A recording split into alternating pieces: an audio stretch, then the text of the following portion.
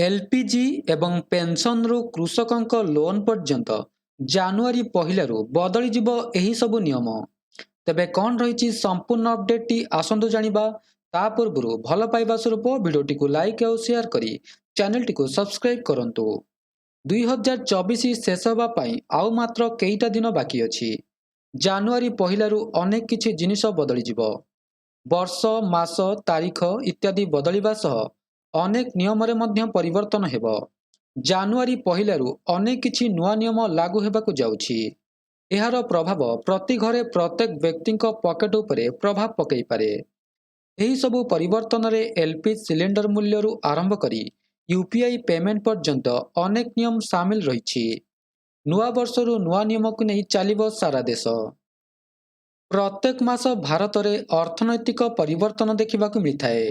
एही परिप्रेक्षी रे जानुआरी पहिलारे मध्य अनेक परिवर्तन हेबाकु जाउछि। एथिरे सबुठु शीर्ष रे रहिछि एलपीजी सिलिंडर दाम। एहा सहित विमान इंधन दाम मध्य संशोधन होई पारे। प्रति मास प्रथम दिन रे ऑयल मार्केटिंग कंपनी एभली परिवर्तन करिथाए। ऑयल मार्केटिंग कंपनी प्रत्येक मासर प्रथम दिन एलपीजी सिलिंडर मूल्य रे संशोधन करिथाए। जानुआरी 1 तारिख रे मध्य एही परिवर्तन देखिबाकु मिलि पारे। गत किछि मासरे 19 केजी कमर्शियल गैस सिलिंडर दाम परिवर्तन करा जाइछि, किंतु 14 केजी घरोई गैस सिलिंडर दीर्घ समय पर्यंत स्थिर रहिछि। तेबे लोकसभा निर्वाचन एवं प्रधानमंत्री नरेंद्र मोदी सरकार रे एही मूल्य ह्रास देखिबाकु मिलि पारे। तेबे आसंतु जानिबा ईपीएफ रो कोन रहिछि नुआ नियम।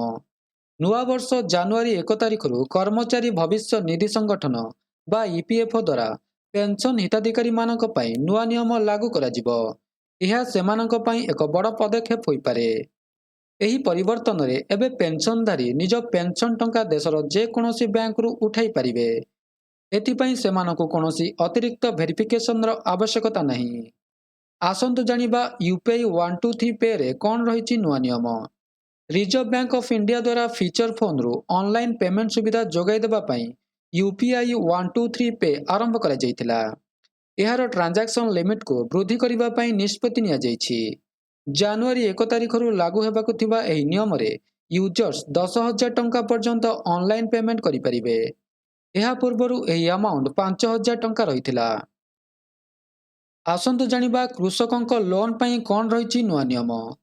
आसंता जानुआरी पहिलारू कृषकंक पई मध्य बड़ खुशी खबर रहिछि।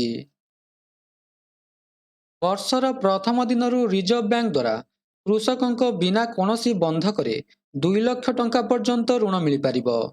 किछि दिन पूर्वरु ए नै घोषणा करथिले रिजर्व बैंक। तबे यह थिला संपूर्ण अपडेट टी। जदि वीडियोटी भल लागि थाए वीडियोटी को लाइक करंतु, शेयर करंतु एवं चैनल टी को सब्सक्राइब करने को भूलंतु नहीं। धन्यवाद।